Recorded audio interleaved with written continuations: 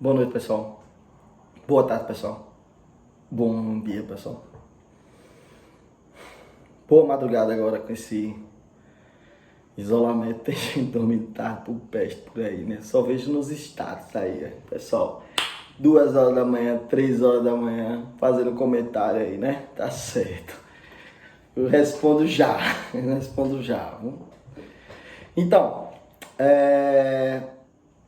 vamos lá. Turma Direito do Trabalho 2. Vamos continuar o nosso assunto lá agora com o plano 5. Plano 5 que vai tratar, né? Vai continuar a falar sobre... nossa aula 5 vai continuar a falar sobre formas de extinção do contrato de trabalho, tá? E a gente viu a extinção do contrato de trabalho quando ele tem prazo determinado. E agora a gente vai estudar as formas de extinção do contrato de trabalho por prazo indeterminado, tá? Então a gente vai avançar um pouquinho e a gente vai falar minuciosamente de todas essas formas, mas vamos focar no seguinte, em quais verbas são devidas.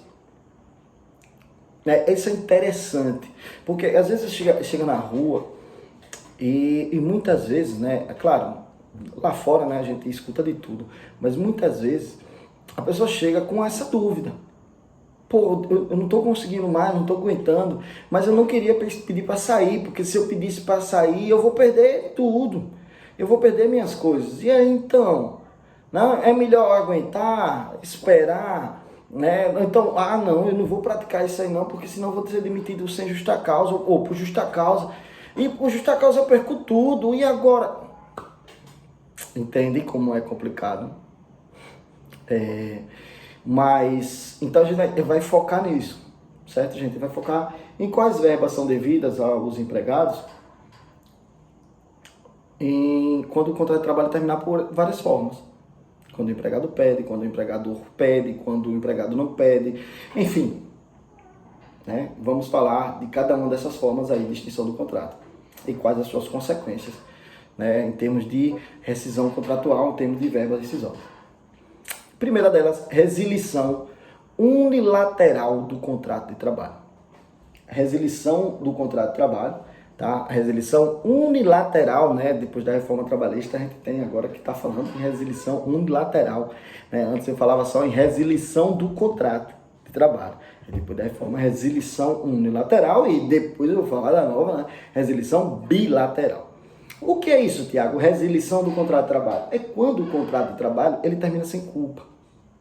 Quando uma das partes não tem interesse mais em continuar com aquele contrato de trabalho. Então, o contrato de trabalho vai terminar a pedido. Tá? E aí, a gente vai ter consequência para quando o contrato de trabalho terminar por vontade do empregado e consequências quando esse contrato de trabalho terminar por vontade do empregador. Certo? E a gente vai ter também, né, depois de 2017, a possibilidade desse contrato de trabalho terminar por vontade das duas partes, que é a tal da resilição bilateral. Resilição unilateral do contrato de trabalho por vontade do empregado, que é a demissão a pedido. O empregado pediu para sair. Tá? O empregado pediu para sair. Quais as consequências, Tiago, do empregado pedir para sair? E ele pode, gente.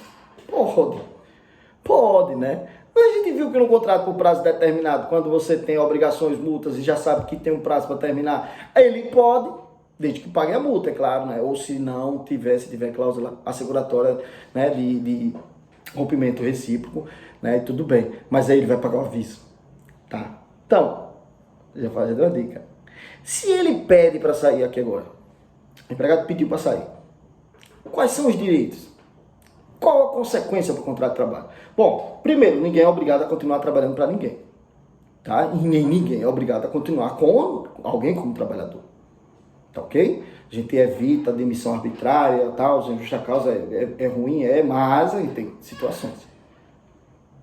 É aquele negócio, vou pagar para ver, né? Eu vou pagar, eu quero sair de qualquer jeito, e vou pagar.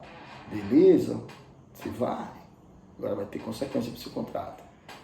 Então, quando o empregado, ele pede para sair do emprego, o empregado pediu ao empregador, se não estou aguentando mais, não dá para mim, eu quero pedir para sair.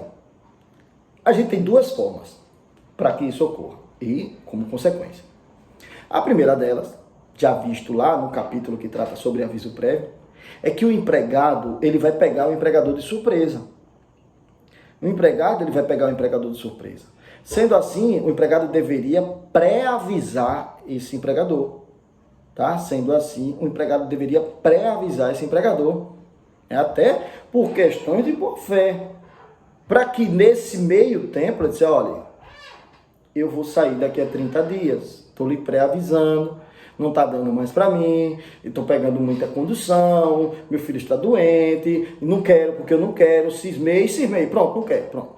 Daqui a 30 dias eu vou pedir para sair. Beleza, pode. Ele pode e até deve fazer isso. Quando ele disser, é melhor você ser sincero, terminar aquele negócio ali do que continuar. Muita gente entendeu agora o que eu falei, tá? Muita gente entendeu o que eu falei. Então, é melhor ele ser sincero e dar o pré-aviso ao empregador. Então, quando ele pré-avisa o empregador, né, ele vai passar do seu contrato que era por prazo indeterminado e, cumprindo o aviso, o contrato vai passar a ser por prazo determinado. O contrato era por prazo indeterminado até então, mas quando ele disse, olha, daqui a 30 dias eu caio fora, termina o contrato, ele vai passar a ser determinado. Passar, como a gente diz, mas ele está com aviso. Tá? Então, ele pediu para sair. Ao fim do aviso, o contrato se extingue. E depois desse fim do aviso, o empregador tem 10 dias para pagar as verbas rescisórias desse empregado. Depois desse fim do aviso, o empregador tem 10 dias, não só para pagar, como também para fazer as comunicações ali, né? Ele tem que fazer, assinar a carteira de trabalho, fornecer a chave quer dizer, como o empregado pediu aí, não vai ter. Mas enfim, ele tem 10 dias para esse cumprimento rescisório do empregado financeiro. Então o empregador tem 10 dias. Tá, e o que é que o empregado vai sair? Ou vai ganhar, ou vai receber? Bom, em primeiro lugar, o empregado nesse caso vai receber o saldo de salário. Certo? O empregado vai receber o saldo de salário. E o que é saldo de salário, a gente já viu, é a quantidade de dias trabalhados naquele mês que ele saiu. Então, isso a gente vai chamar de saldo de salário. Tá? Em primeiro lugar, o empregado vai receber saldo de salário. Depois, o empregado vai receber férias proporcionais. Recebe. Vai receber, né? Se tiver vencidas, recebe também. Se tiver proporcionais, vai receber. E o empregado vai receber também o 13º proporcional. Vai receber o 13º proporcional. Então, vai receber o saldo dos dias trabalhados, as férias proporcionais e vencidas, se tiver, né? Porque pode ser que ele ainda não tenha recebido, gozado e tal, bateu os períodos lá de aquisitivo e concessivo, e vai receber o 13º proporcional. Não vai sacar o FGTS. Gente, não vai sacar o FGTS. O empregado, quando pede para sair, ele não vai sacar o FGTS. Não saca o FGTS, nem tem direito à multa do FGTS, né? Não tem direito àquela multa de 40% do Fundo de Garantia por Tempo de Serviço, já visto e tal. Não tem direito à multa, que seria em caso, né, de extinção do contrato sem culpa por parte do empregador. Então, o empregado, quando pede para sair, não tem direito a FGTS, não tem direito à multa.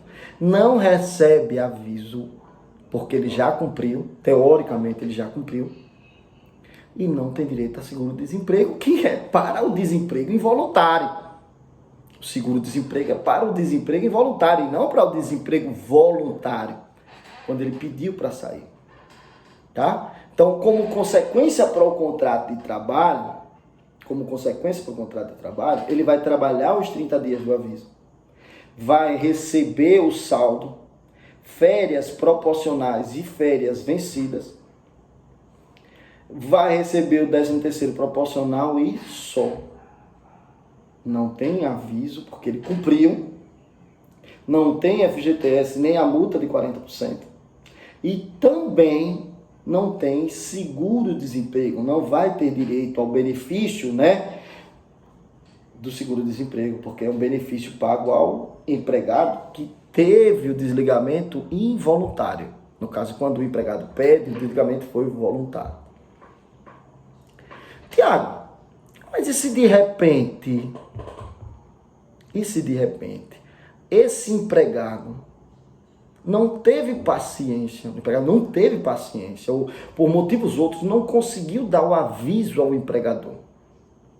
Tá? Não conseguiu dar o aviso ao empregador, estava agoniado, né? Vamos supor que ele passou num concurso de outro estado e tinha que tomar posse rápido e não podia esperar os 30 dias.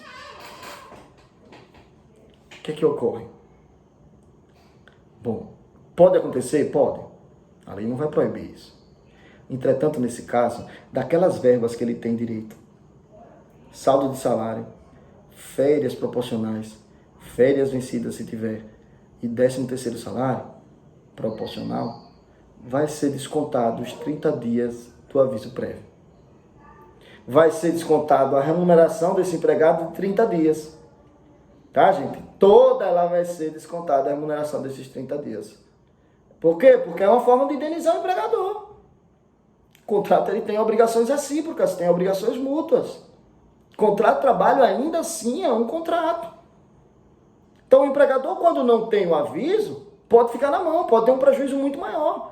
De repente a função daquele empregado era uma função chave. Às vezes a saída do empregado, né, em muitas empresas, pode levar à ruína. Principalmente se não der tempo para treinar outra pessoa, para chamar outra pessoa, contratar outra pessoa.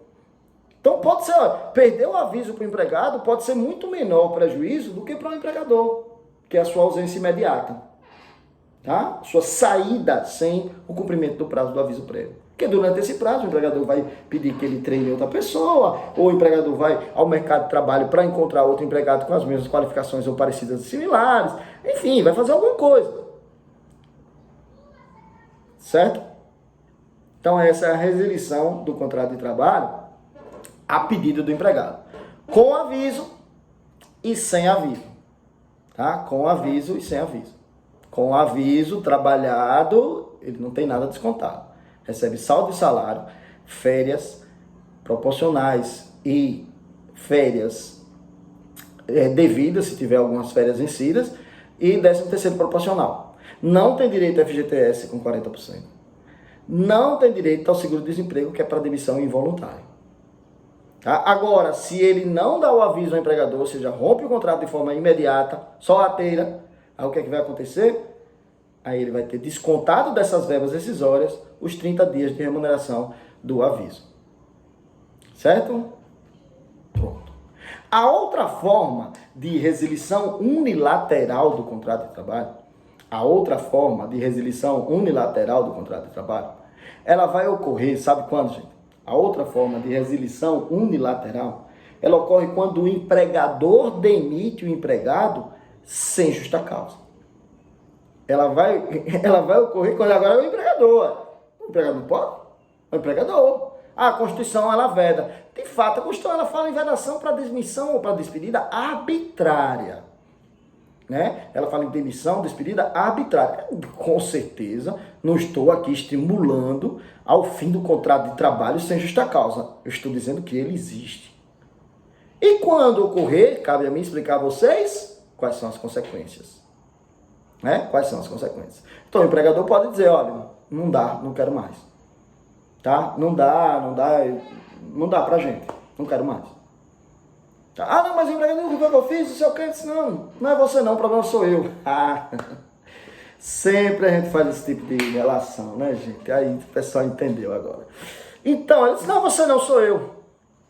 Nesse caso, Tiago, então o que é que o empregado tem direito quando o empregador não tem interesse mais? Bom, aí nesse caso o empregado vai receber mais um pouquinho, né? Porque nesse caso ele vai receber o saldo de salário, ele vai receber as férias vencidas e proporcionais, se tiver.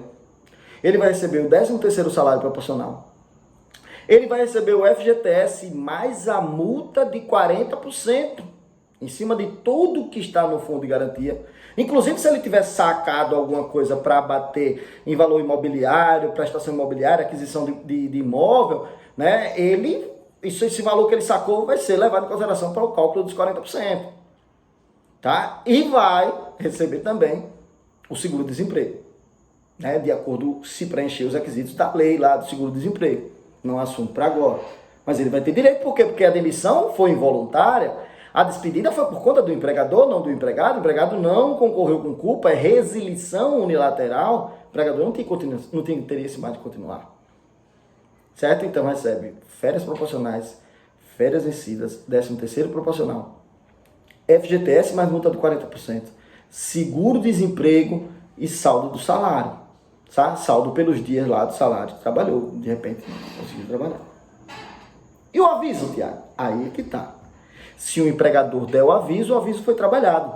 Lá em termos de aviso prévio, ele hoje em dia é proporcional à quantidade de anos que o empregado tem, né? E agora, como ele é proporcional à quantidade de anos, então, se o empregado, por exemplo, tem 10 anos ali na empresa, o aviso prévio vai ser calculado como? Primeiro ano, 33 dias. E os outros anos a gente vai somando 3 dias. Então, o primeiro ano completa 33, aí sobra 9. Já que foram 10 anos. 3 vezes 9, 27. 27 com 33 dá 60. Então, o empregador tem que dar ao empregado 60 dias de aviso prévio. Ou seja, ele tem que pré-avisar que o contrato vai terminar 60 dias de antecedência. Tiago, se ele não der, fizer que nem o empregado fez, o que é que vai ocorrer? Aí ele vai pagar. Ele não recebe se não for dado pelo empregado. Aí agora ele vai pagar. E ele vai pagar os 60, não é 30 não.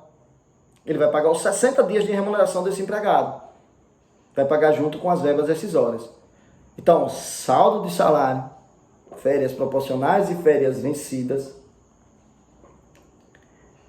FGTS mais multa, 40%, 13º proporcional, seguro-desemprego e aviso prévio indenizado, se não for dado pelo empregador. Tudo isso tem que ser pago com prazo de 10 dias. Certo? Tudo isso tem que ser pago ao empregado com prazo de 10 dias e constar lá no termo de rescisão do contrato de trabalho. Certo? Constar lá no termo de rescisão, o empregador faz a comunicação, o empregado pega a sua carteira, leva até a Caixa Econômica Federal, leva até o Ministério da Economia, lá na Secretaria de Trabalho e Emprego, para dar entrada no seguro-desemprego e tá feito. Entenderam? Agora a gente tem uma forma nova. O artigo 484 ganhou uma letrinha, na verdade um novo artigo 484A. E ele trata da extinção do contrato de trabalho por vontade das duas partes. É a chamada resilição bilateral. Tanto o empregado como o empregador, eles não queriam continuar no contrato de trabalho. É a chamada resilição bilateral. E pode. Isso acontece, tá, gente? Isso acontece, resilição bilateral. Às vezes acontece aí. E qual foi a intenção do legislador em colocar essa extinção bilateral? Para quê? O que é que estava pensando o legislador? Né? Qual a finalidade dessa norma lá que veio em 2017? A finalidade dessa norma, gente, era diminuir, né, ou pelo menos inibir aqueles acordos por fora que existiam entre empregado e empregadores. A gente tinha acordos por fora, né? Tinha aqueles acordos por fora, chamado acordo que todo mundo que deve estar assistindo e que nunca viu falar disso, mas achava que era normal. É um crime. É um crime federal aquele acordo por fora, onde o empregado simula que está saindo, o empregador simula que está demitindo, mas o empregado lhe devolve a multa. O empregado lhe devolve a multa dos 40%. O empregador faz isso, entre aspas, para ajudar o empregado. Mas do bolso dele não vai sair nada, porque o FGTS o empregado vai sacar, já é dele, o seguro-desemprego que vai pagar é o governo, e o empregador não perde nada. Por quê? Porque a multa que ele paga, o empregado lhe devolve. Então, esse acordo, que muitos de vocês podem pensar aí é normal, ele é um crime, gente. Está fraudando, né? Então, se o empregado queria sair, o empregador, peça.